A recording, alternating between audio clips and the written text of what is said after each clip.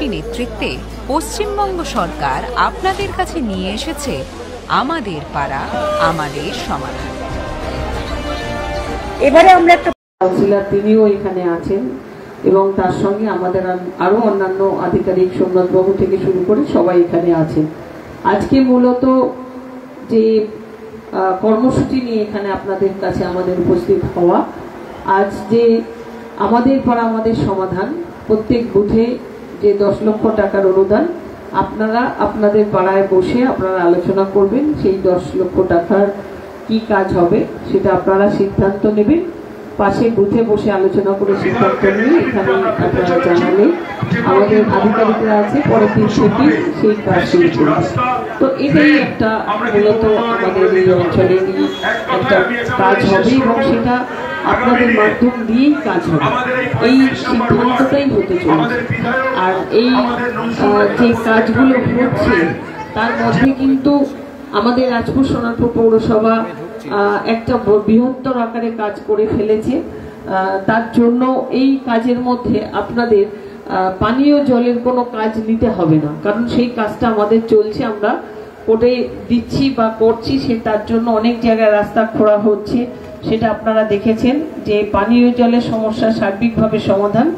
আর প্রথম ফেজে যখন জল আসছে সেই জলটা কিন্তু আপনারা আপনাদের এই 35 নম্বর ওয়ার্ড প্রথমেই পাচ্ছেন, সেইভাবেই কিন্তু আমাদের সেই জলের পরিকল্পনাটা হয়েছে, সেইভাবে জল আসছে।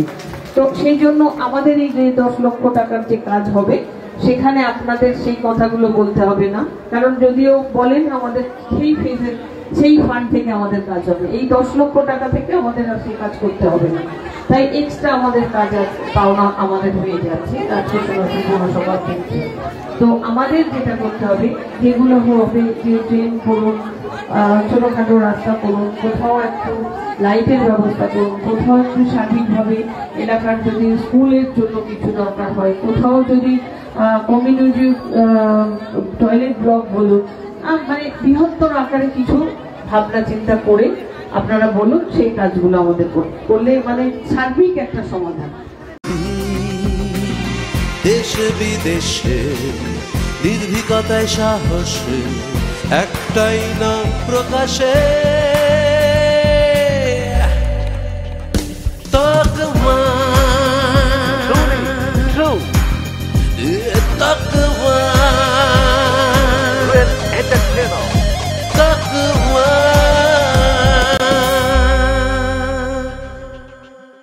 জানুন, জানাতে থাকুন। দর্শকদের জন্য একটা অনুরোধ, আরো গুরুত্বপূর্ণ সংবাদ দেখতে পাশে থাকা বেল আইকনটি প্রেস করে চ্যানেলটি সাবস্ক্রাইব করুন। আপনারা দেখছেন তকমা নিউজ, খবরের সাথে সবার হাতে।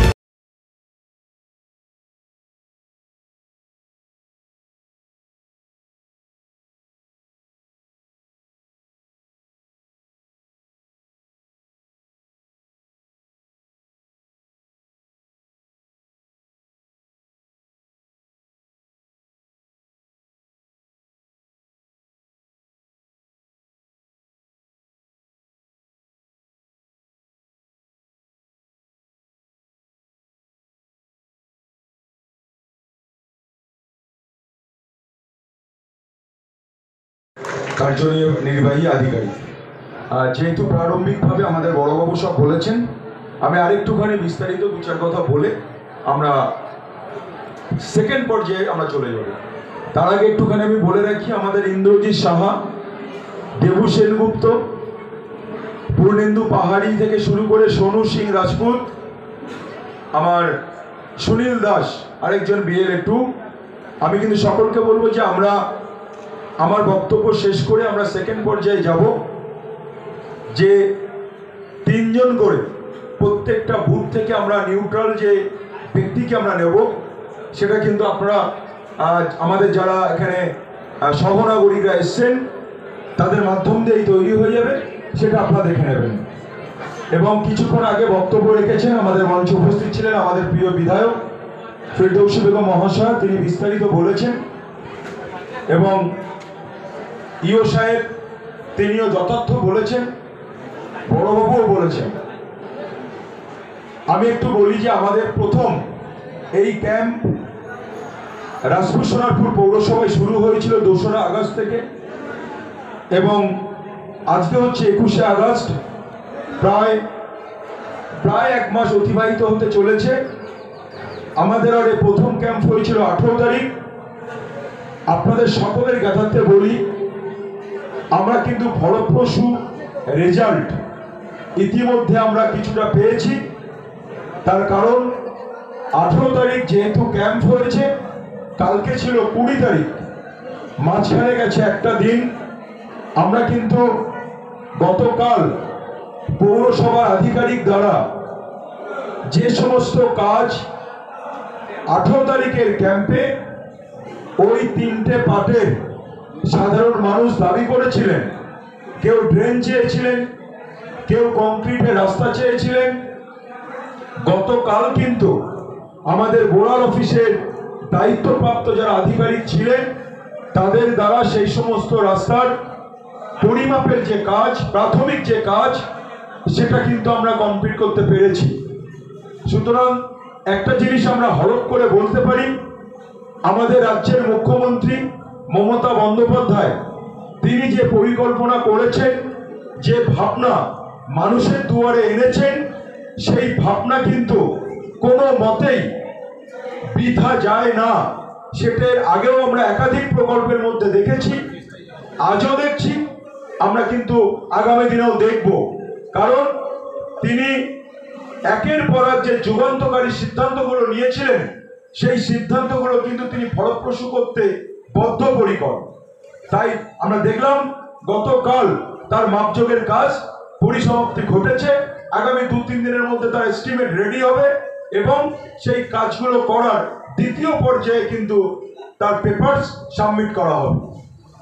এবং ইতিমধ্যে আপনাদেরকে জানিয়ে দিই, যে অঞ্চলে আমাদের ক্যাম্প হচ্ছে, যেহেতু এই অঞ্চলের উপর দিয়ে গত 2-2.5 বছর আগে একটি হাই ড্রেন সমাপ্ত হয়েছে, কিন্তু এখনো পর্যন্ত এই ড্রেনের কাজ একদম আউটফল যেটা রয়েছে আমাদের রানিয়া ক্যানাল শীতলা পার্কের কাছে, সেখানে আমরা কমপ্লিটলি জুড়তে না পারার জন্য দেখবেন একটু বৃষ্টি যখন হতো আমাদের, তখন কিন্তু ম্যানহোলগুলো থেকে ওভারফ্লো একটা জল এখান থেকে বেরিয়ে যেত, বেরিয়ে গিয়ে পূর্বাশা পার্ক, রামকৃষ্ণ এবং ক্ষুদিরাম সরণী অঞ্চলের বিস্তীর্ণ একটা এরিয়া একটা জলে প্লাবিত হয়ে যেত।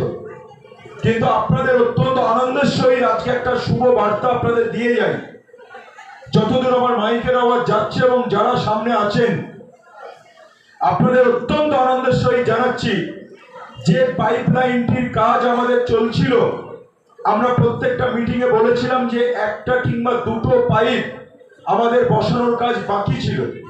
আর আজকে আপনাদের আনন্দের সহিত বলছি যে আমাদের সেই পাইপটা বসে গেছে।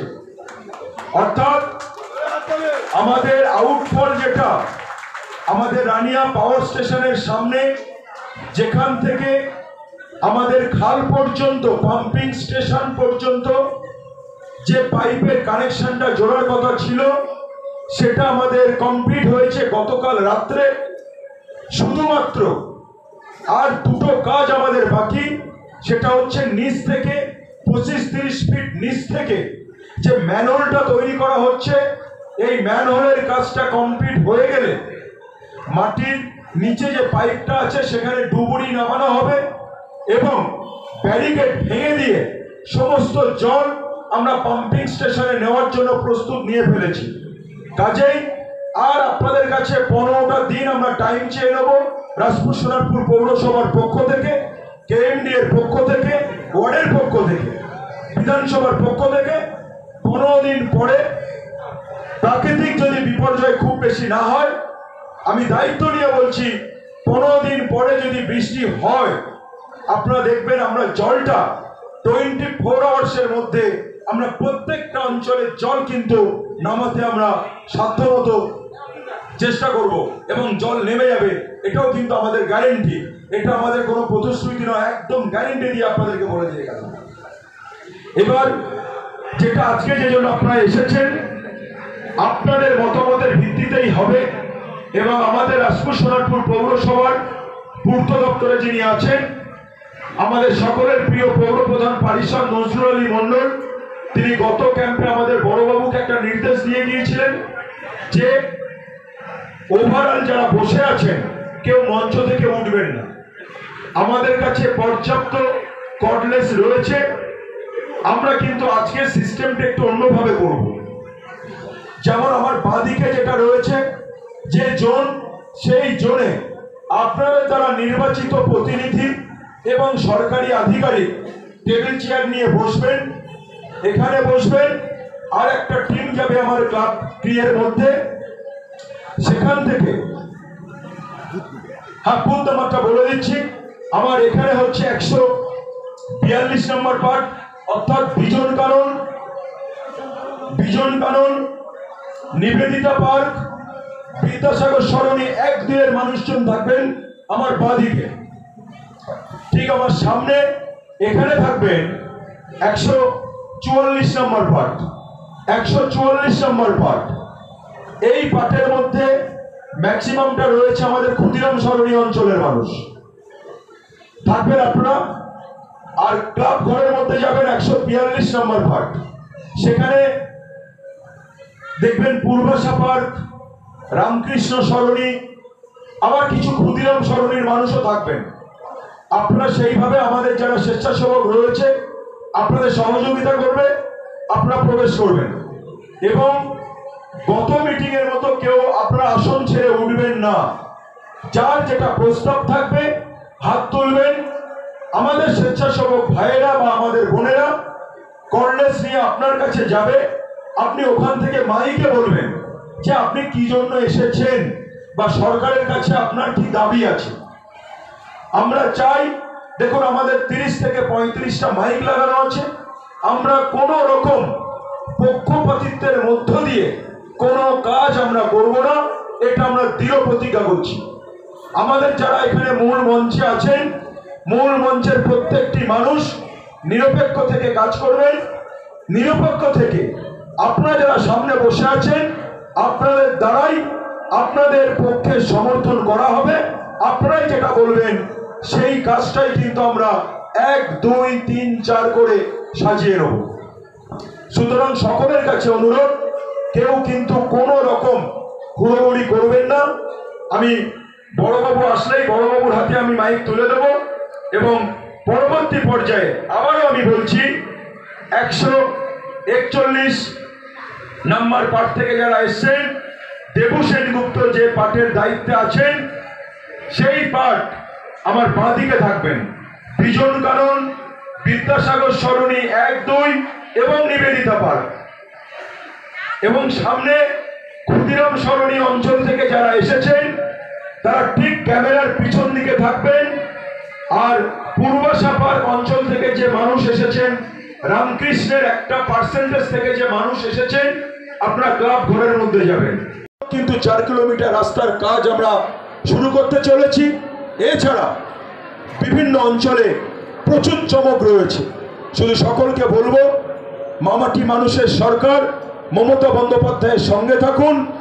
সোনারপুর উত্তরের বিধানসভার প্রিয় বিধায়ক ফিরদৌসী বেগমের সঙ্গে থাকুন, আমাদের সঙ্গে থাকুন, আমাদের উপরে ভরসা রাখুন। আমরা প্রতিনিয়ত সরকারি মাধ্যমে কিভাবে আপনাদের পরিষেবা দিয়ে আরো উন্নত করে তোলা যায়, এই পিছিয়ে পড়া একটা ওয়ার্ডকে, তার জন্য সর্বদা আমরা কিন্তু লড়াই করে চলেছি। ঢালাই হোক বা ভিত, এই সিমেন্টেরই হবে জিত। শহর থেকে গ্রাম নির্মাণে একটাই নাম, রশ্মি সিমেন্ট। এবার নির্মাণ হবে সুপারহিট। এবার তাহলে 142 থেকে একজনকে আমরা পেয়ে গেছি। দ্বিতীয় ব্যক্তি আপনারা প্রস্তাব করুন।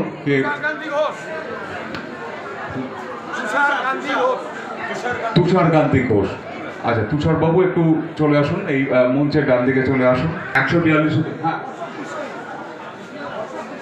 আচ্ছা, একটু শুধু দেখে নেবেন পুরো পাড়াটা যেন ঘিরে হয়, মানে হ্যাঁ এক জায়গা থেকে যেন না হয়, পুরো পাড়াটা যেন ঘিরে সবাই হয়। অশোক বিষয় একটু আমাদের মঞ্চের ডান দিকটায় চলে আসবেন, অনুগ্রহ করে আপনারা 3 জন একটু অনুগ্রহ করে চলে আসবেন। একটু নামটা লিখে নিন। অশোক বিষয়ী, তুষারবাবুকে একটু অনুরোধ করছি একটু আমাদের মঞ্চের এদিকে। আচ্ছা, তুষারবাবুর নামটা একটু আপনার বলে দিন, ওনাকে লিখে নিচ্ছেন। আর তৃতীয় ব্যক্তি যিনি ছিলেন, না তুষারবাবু তো হলেন, আরেকজন আচ্ছা, মৃত্যুঞ্জয় বিশ্বাস। 3জন 142 আলোচনা সভা হবে। হ্যাঁ, জেনে নিলাম। আচ্ছা, আপনারা 3জন একটু আসন গ্রহণ করবেন এখানে। এরপরে আমরা চলে যাচ্ছি 141-এ। 141 নম্বর বুথ থেকে প্রতিনিধি আপনারা একটু নাম প্রস্তাব করবেন।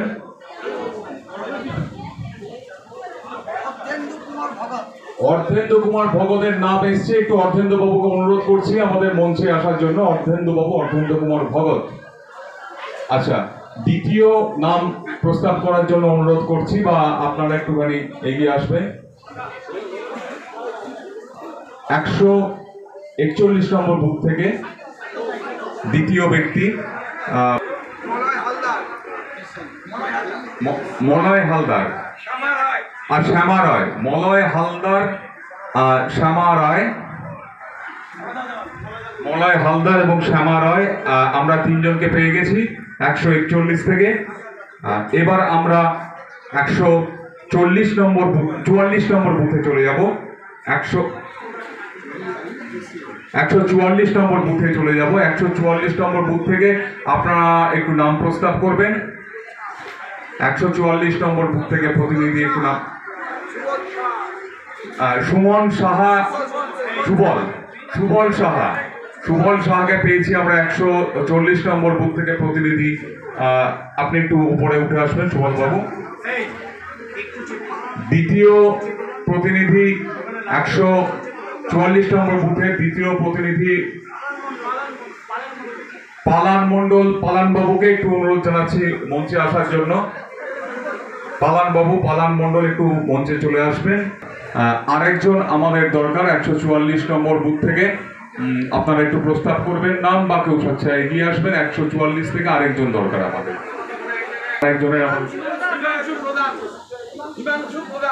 হিমাংশু প্রধান।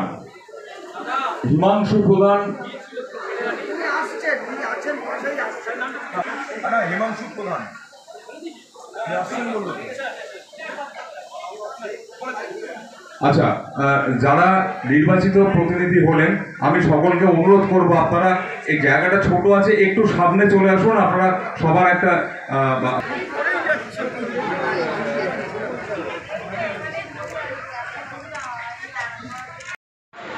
তাদের উদ্দেশ্যে একবার বলি, আমাদের যিনি আধিকারিক আছেন সুদীপ্ত সেন, বোরাল অফিসের যিনি আমাদের বড়বাবু ইঞ্জিনিয়ার, আজকে মূলত তার নেতৃত্বে এই 3টে বুথ 141, 142 এবং 144, এই 3টে বুথ একসাথেই আলোচনাগুলো আলাদাভাবে করবেন। নিশ্চিতভাবে আপনাদের 3জন করে নিরপেক্ষ ব্যক্তি ইতিমধ্যে নির্বাচিত করা হয়ে গিয়েছে, তাদের নেতৃত্বে। আর আমাদের যারা আধিকারিক আছেন তারা থাকবেন, আপনাদের সহযোগিতা করবেন। আপনারা মাইকটা অফ করতে বলছি এই জন্যই, এবার পাশাপাশি আলোচনা হয়ে গেলে আওয়াজটা একটা বুথের কাছে চলে যাবে, অসুবিধার সৃষ্টি হয়ে যেতে পারে। সেই জন্য মাইকটা বন্ধ করুন। আর প্লিজ হইচই করবেন না।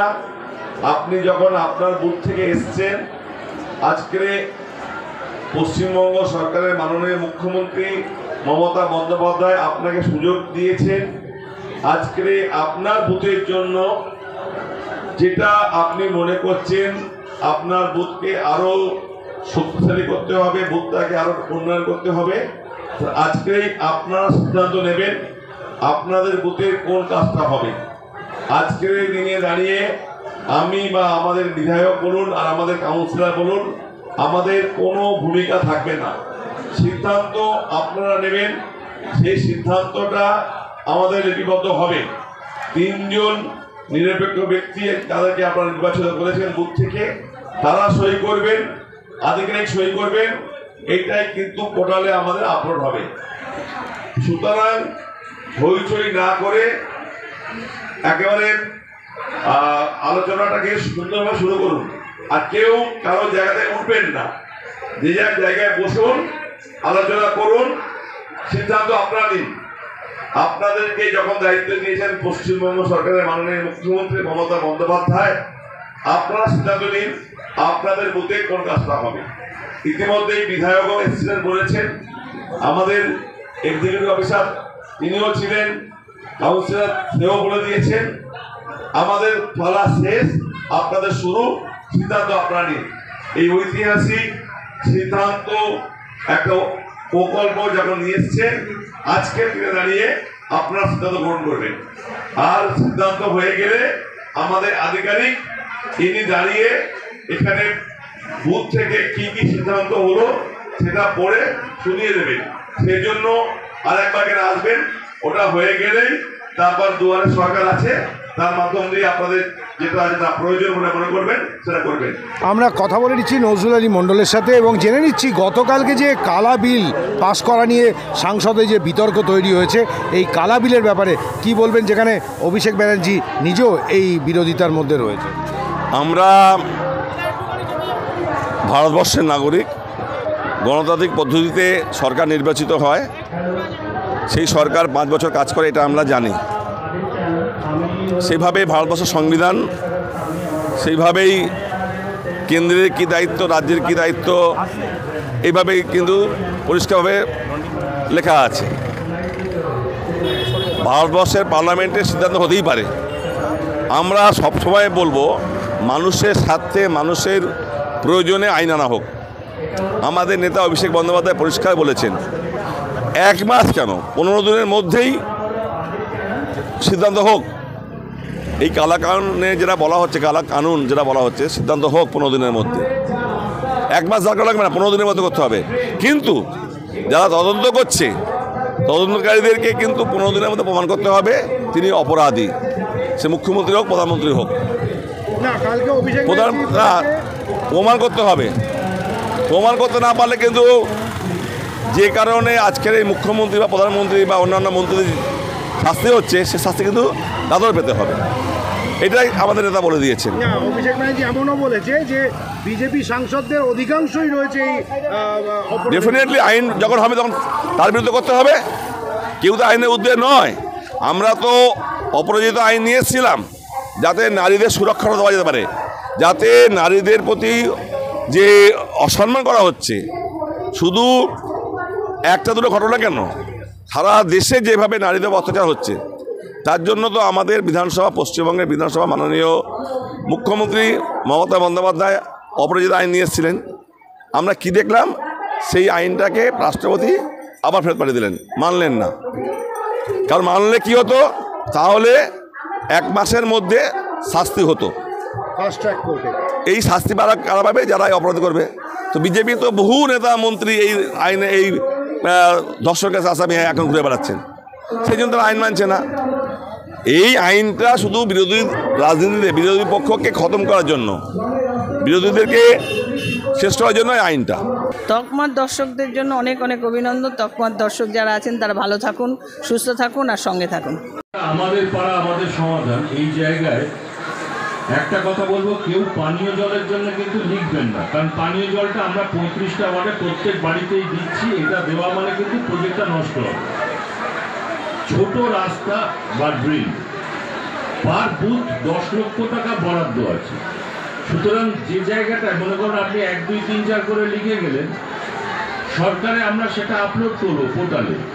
আপলোড করবার পর যে জায়গায় গিয়ে 10 লক্ষ টাকা থেমে যাবে সেখানে স্টপ করে দেবে। সুতরাং প্রায়োরিটি বেসিসে সেটা আগে দিতে হবে। আমাদের এখানে এই পুরো ক্যাম্পগুলোর নোডাল অফিসার হচ্ছেন আমাদের ইঞ্জিনিয়ার, এখানে সুদীপ্ত সেন নতুন এসেছেন, এখানে পোস্টেড হয়ে। আর আপনাদের মধ্যে থেকে প্রত্যেকটা বুথ পিছু 3 জন করে রিসোর্স পার্সন আছে। এখানে আজকে কটা বুথ হচ্ছে? 3টে। তো 3 জন, 3টে বুথ মানে 9 জন রিসোর্স পাচ্ছেন আর সুদীপ্ত সেন। এরা এই স্কিমগুলোকে কিন্তু আপলোড করবে প্রত্যেকে। এবং 2025-এ 15ই নভেম্বরের মধ্যে সব স্কিম জমা হয়ে যাবে। আর 2026-এর 15ই জানুয়ারির মধ্যে সব কাজ কমপ্লিট হয়ে যাবে। এইটা কিন্তু সরকারের তরফ থেকে যে জিনিসটা বলা হয়েছে সেটা আমি বললাম। আর এখানে প্রত্যেক সমস্যা অনেক আছে, কিন্তু তার মধ্যে প্রায়োরিটি বেসিসে যেটা বেশি এবং একটা সমস্যার সমাধান করলে বেশি মানুষ উপকৃত হবেন সেইটাকে প্রায়োরিটি দিতে হবে।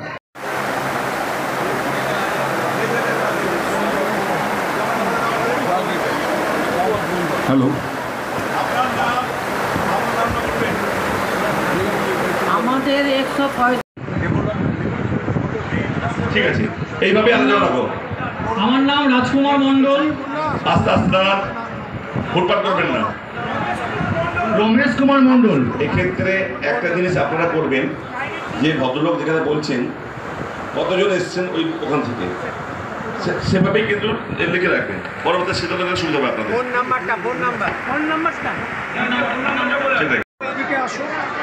আর একটা মাইক এখানে রাখবো, অনেক বড় লোক জায়গা আছে এখানে আপনাদের ওখানে বসে বসে আলোচনা করবেন, কেউ উঠে আসবেন না।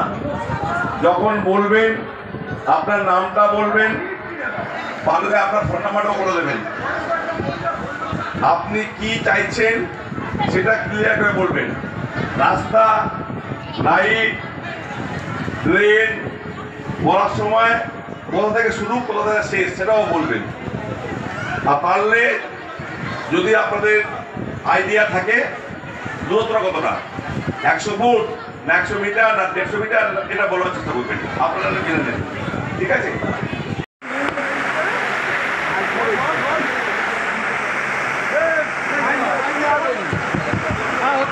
আমাদের ওখানে জল নিকাশের কোনো রকম ব্যবস্থা নেই, ওটাই আমাদের সব থেকে বড় সমস্যা। ওটাই আমাদের 8100538137।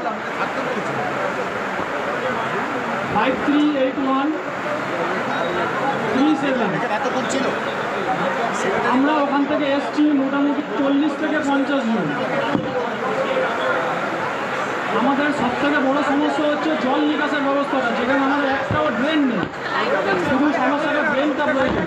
আচ্ছা, এখানে লেখা যেটা হয়েছে সেই অনুযায়ী এনারা বলছেন, আপনারা শুনে আপনাদের যদি কিছু মতামত থাকে সেটা দেবেন।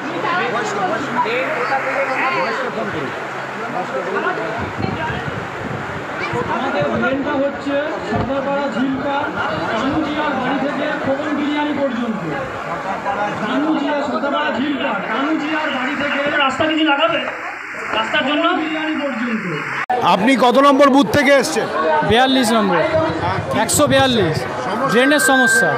ড্রেনের সমস্যা আর জল নিকাশের কোনো ব্যবস্থাই নেই আমাদের ওখানে। আমরা এসেছি সর্দারপাড়া ঝিলপাড় থেকে, আদিবাসী পাড়া যেটাকে বলা হয়, ওইখান থেকে এসেছি। আমাদের জলের কোনো রকম নিকাশের ব্যবস্থা নেই। জলটা পুরোপুরি আমাদের মানে কি বৃষ্টির জল থেকে শুরু করে বাড়ির জল ফেলার কোনো জায়গাই নেই। আমাদের মেন সমস্যা হচ্ছে ড্রেন, যেটা আমাদের একান্ত খুবই প্রয়োজনীয়। তো আমরা চাইব সরকারের কাছে একটাই আবেদন, যে ওই ড্রেনটা যতটা শীঘ্রই সম্ভব আমাদের করে দেওয়া হোক, তাহলে আমরা এলাকাবাসীবৃন্দ খুবই উপকৃত হইব। তো আজকে এই যে মমতা ব্যানার্জি এরকম একটা কর্মসূচি নিয়েছে, যেখানে আপনারা এসে বলতে পারছেন, কীরকম লাগছে? তাতে আমাদের খুবই আনন্দিত আমরা, যে আমাদের পশ্চিমবাংলার দিদি মমতা বন্দ্যোপাধ্যায় মুখ্যমন্ত্রী যে আমাদের এই সুযোগ সুবিধাটা দিয়েছে, তার জন্য আমরা সত্যি খুবই গর্বিত এবং উপকৃত, এবং ওনার প্রতি খুবই কৃতজ্ঞ যে এই সুবিধাটা আমাদেরকে দিয়েছে, যে আমরা নিজেদের সমস্যা নিজেরা ফেস বলতে পারছি, তো আমরা সমাধানও হচ্ছে। এবং এই ক্যাম্পে এসে আমাদের যে প্রবলেম সেটা বলতে পারছি এবং সেটা সমাধান হবে, এইটুকু আমাদের বিশ্বাস ওনার ওপর। তো আমরা চাইবো যে আমাদের ড্রেনের সমস্যাটা যাতে সমাধানটা হয়। আপনার কত নম্বর বুথ?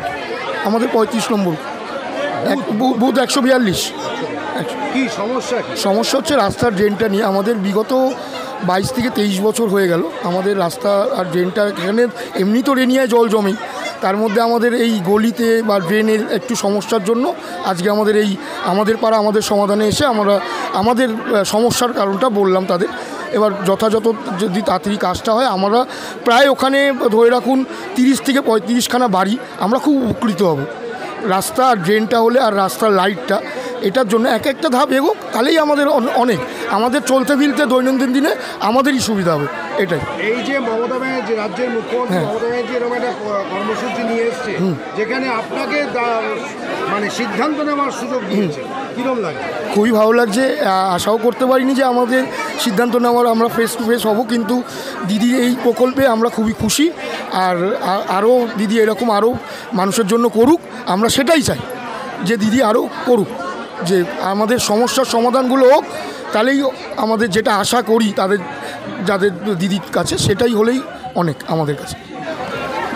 আজকে এই ওয়ার্ডের দ্বিতীয় ক্যাম্প, এবং এই দ্বিতীয় ক্যাম্পে যা দেখা গেল মানুষের প্রচুর উৎসাহ, মানুষ প্রচুর পরিমাণে মানুষ এখানে নিজেদের উপস্থিতি রেখেছে এবং তাদের সমস্যা তুলে আনছে। তবে যে দুটো প্রধান সমস্যা তার মধ্যে দেখা গেছে জল নিকাশি ব্যবস্থা এবং রাস্তা একটা সমস্যা এই ওয়ার্ডে, যে এই ওয়ার্ড অনেক পিছিয়ে পড়া প্রান্তিক ওয়ার্ড, এখানে এই সমস্যাটা রয়েছে, কিন্তু সেই সমস্যাকে কী করে আরও সামনের দিকে এগিয়ে নিয়ে যাবেন, কী বলবেন?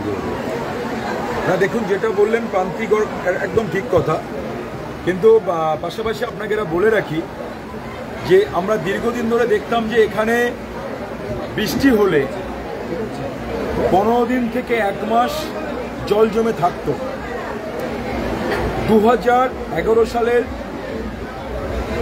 পালা পরিবর্তনের পর থেকে এবং চবে থেকে আমাদের প্রিয় বিধায়ক ফিরদৌসী সোনারপুর উত্তর বিধানসভার দায়িত্বে এসেছেন এবং রাজপুর সোনারপুর পৌরসভা নেতৃত্ব দিচ্ছে আমাদের নজরুল্লাহর নেতৃত্বে।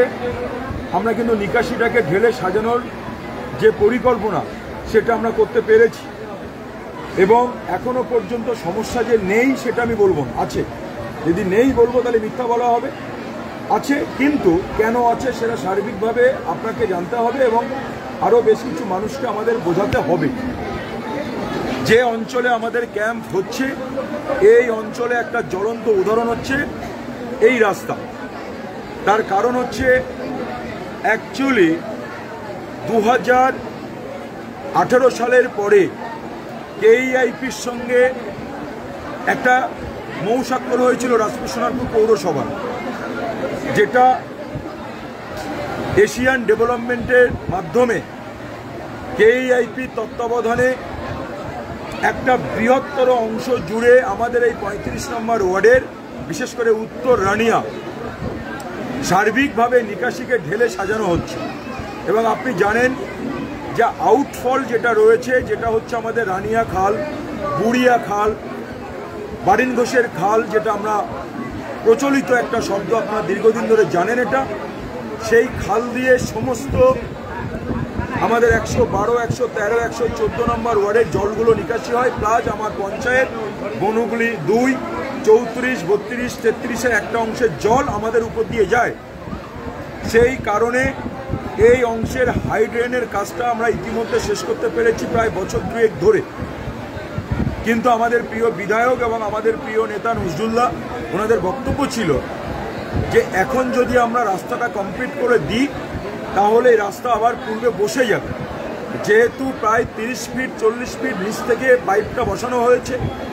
সেই কারণে আমরা একাধিকবার সোশ্যাল মিডিয়ার মাধ্যমে, বিভিন্ন সভার মাধ্যমে আমরা মানুষজনের কাছে আমরা প্রে করেছিলাম যে আপনারা একটু আমাদেরকে সময় দিন, পার্মানেন্ট রাস্তাটা বসে যাওয়ার পরে আমরা সেটাকে একদম ব্ল্যাক টপ করে দেবো, কাট চ্যানেল হবে, ব্ল্যাক টপ হবে। সেই জন্য আপনি দেখবেন আমাদের অঞ্চলে জলযন্ত্রণা হলেও মানুষ কিন্তু মেনে নিয়েছে। আমি আমার পক্ষ থেকে, ওয়ার্ডের পক্ষ থেকে সমস্ত মানুষকে অনেক অনেক শুভেচ্ছা জানাচ্ছি আমাদের পাশে থেকে সহযোগিতা করার জন্য। এবং যে কথা কিছুক্ষণ আগে আমাদের প্রিয় নেতা বলেছেন, আমিও বলেছি, আপনাকেও বলছি আপনার সংবাদ মাধ্যমের মাধ্যমে, আমাদের কিন্তু পাইপ লাইন, পাম্পিং স্টেশন পর্যন্ত পাইপ বসানোর কাজ কমপ্লিট হয়েছে। আগামী আর 15টা দিনের মধ্যে সমস্ত জায়গায় পিটগুলো হয়ে গেলে আমাদের প্রত্যেকটা 30 ফিট কি 100 ফিট পরপর যে পাইপের মাঝখানে ব্যারিকেড করা আছে, সেই ব্যারিকেড ডুবুরি নামিয়ে ওটাকে ভেঙে দেওয়া হবে এবং সমস্ত অঞ্চলের কানেকশনটা পাম্পিং স্টেশন অর্থাৎ শীতলা পার্কে যাবে, সেখান থেকে সরাসরি খালে পাম্পের মাধ্যমে পড়বে। কাজেই আশা করতে পারছি আগামী দিনে আর আমাদের কোনো রকম জলযন্ত্রণার কষ্ট এখানে থাকবে না। আরেকটু প্রবলেম আছে, আমাদের আমরুদপুরে জলের পাইপের কাজ চলছে, কাজেই সমস্ত রাস্তাঘাটের সমস্যা একটা আছে। তবে আমরা আশাবাদী আগামী 1 বছরের মধ্যে জলের লাইনটাও পেয়ে যাওয়ার পরে পৌরসভার পক্ষ থেকে, আমাদের পক্ষ থেকে আমরা একটা ফাইনাল জায়গায় আমরা আসতে চলেছি। না সুমন, তুমি এতক্ষণ যে কথাটা বললে সেটা হচ্ছে মেন রোডে, কিন্তু আমি কথা বলছি অলিগলি। দেখুন, অলিগলির কানেকশান যেগুলো আছে, মেন রাস্তা যে পাইপলাইনটা হয়েছে সেই পাইপলাইনটা হওয়ার দরুন যেহেতু সাইডের সমস্ত ড্রেনগুলো আমাদের বন্ধ হয়ে গেছে, কাজেই বাইলেন থেকে রাস্তার বোথ সাইড থেকে যে জলটা আসছিল সেই জলটা যেতে পারছে না। কারণ আপনি জেনে নিন যে আমাদের প্রত্যেকটা গলির জলগুলো এসে গ্যাসপিট তৈরি হবে, গ্যাসপিটের মাধ্যমে ম্যানহোলের মধ্যে আমরা জলটা নিয়ে নেব। আমরা বেশ কিছু গলি ইতিমধ্যে কমপ্লিট করে ফেলেছি, আর এখনো পর্যন্ত বেশ কিছু গলি আমরা করতে পারিনি। যে কাজটি করতে পারছিলাম না কেন, যেহেতু বর্ষাকাল, প্রচণ্ড এবছর বৃষ্টির চাপ, ম্যানহোলের মুখোমুখি জল আছে। যতক্ষণ না এই জলটি আমাদের মেন ম্যানহোল থেকে 3 ফিট পর্যন্ত নিচে না জলটা নামাতে পারছি, ততক্ষণ পর্যন্ত এই কানেকশনটা করতে পারছি না। তবে আমরা আশাবাদী আছি দুর্গাপুজোর পরপরেই আমরা প্রত্যেকটা গলির সমস্ত জলগুলো আমরা কিন্তু ম্যানহোলের মধ্যে ডাইরেক্ট নিয়ে নেব। সেই কাজ আমরা ইতিমধ্যেই শুরু করেছি এবং আপনাকে এটাও বলে দিচ্ছি আমি, 10ই সেপ্টেম্বরের পর থেকে, যেহেতু সামনে দুর্গাপুজো এসে যাচ্ছে, 10ই সেপ্টেম্বরের পর থেকে আমরা সর্দারপাড়া থেকে শুরু করে সমগ্র 30 ফিট এবং যে রাস্তাগুলো আমাদের বেহাল হয়ে রয়েছে আমরা কিন্তু ফাইনালি ছামা করে রেস্টোরেশনের কাজ শুরু করতে চলেছি।